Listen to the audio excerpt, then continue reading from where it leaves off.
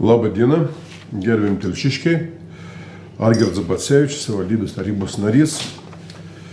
Ir tęsiu ciklą pranešimų.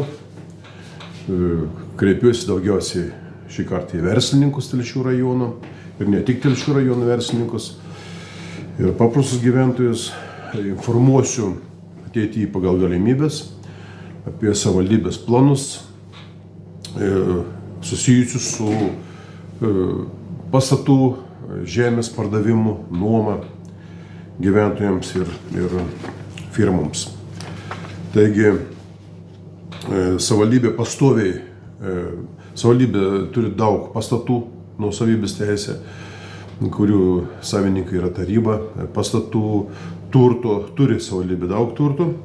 Turtas yra nenaudojamas, neprižiūrimas ir savivaldybė to turto atsikrato. Tai pardavinėja, išnuomoja. Ir daugiausiai nuomos konkursus ir aukcionus laimė, dažnai laimė jau numatyti asmenys, laimė atsitiktinumas.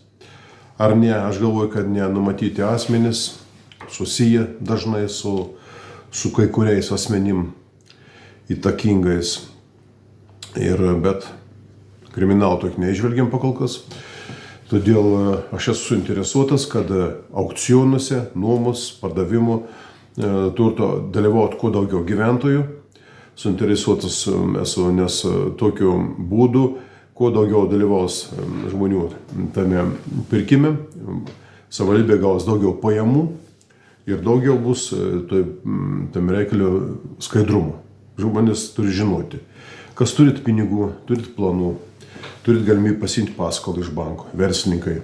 Reikia jums žemės sklypų Telšių mieste. Aišku, Telšių mieste reikia biznį daryti, jeigu yra galimybė. Čia yra daugiau gyventojų, daugiau klientų ir daugiau darbo jėgos mieste. Pakol kas taip yra tokia situacija. Todėl dalyvaukit, stebėkit savivaldybės informaciją, parduodamų pastatų ir sklypų ir nuomas yra.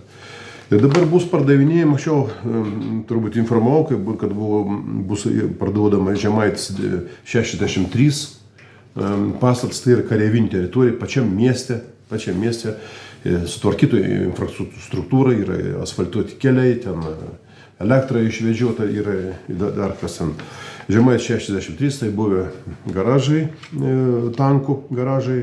Yra pastatas didžiulis, yra kažkas apie 20 boksų, kur stovėjo rusiški tankai. Yra teritorija apie 40 arų, nemaža teritorija. Ten galima statyti, griauti, tos pastatus galės nusigriauti, pastatyti kitus arba remontuoti tuos ir vystyti kažkokią veiklą. Žemaitis 63, tai jie bus pardavinėjami, prašau pirkit, dalyvaukit. Ir šalia dabar bus numatoma Žemaitis 63 irgi kareivinį miestelį nuoma. Tai irgi 0,303 hektaro sklypas, tai yra palei gatvę 0,303 hektaro, 303 arai.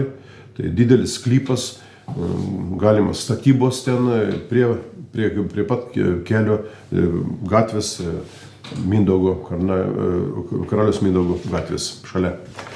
Tai didelis sklypas bus nuomojamas. Semaškos 1, tai irgi kareivinė teritorijai, didžiulis sklypas 0,72 hektaro bus nuoma. Ilgalaikė nuoma, tai yra visam gyvenimui galėsite išsinuomoti sklypą, statyti pastatus, fabrikus statyti, ten yra pramoninis zonas, galėsite daryti labai daug ką.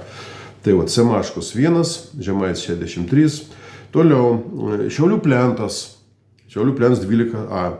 1,5 hektaro, daugiau negu 1,5 hektaro sklypas bus nuomojamas.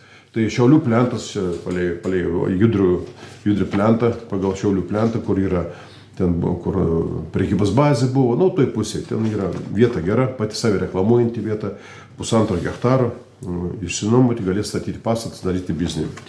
Narutavičių 1 bus parduodamas, sklypas 0,38 hektaro, Judrioj sankryžoje, tai yra įvažiuojant į Telšius iš Šiaulių plento, pirmasis žiedas prie sūrių gamyklos, kur yra pirmasis žiedas, dešinėje pusėje krūmai tokie yra, jeigu orientuojatės, įvažiuojate į miestą, pirmas žiedas Narutavičių gatvė, į pramonės pusę, į Sūrinį ir kampė yra tas sklypas toks, nemažas sklypas, krūmais apžėlęs, bus parduotas 038. Prašau, pirkit, darykit kažką, vystykit verslą, savivaldybė yra suinteresuota, vystykit verslą, mokėkit mokesčius, mokėkit atlyginimus žmonėms ir patys labai gražiai gerai gyvenkit. Dalyvaukit konkursus, dar papildomai aš pagal galimybės informuosiu gyventojus, stebėkit erdvę viešą, savivaldybės tinklapį privalo būti paskelbta, ir aišku, spaudoj vietiniai. Taip pat iki sekančių pasimatymų. Iki.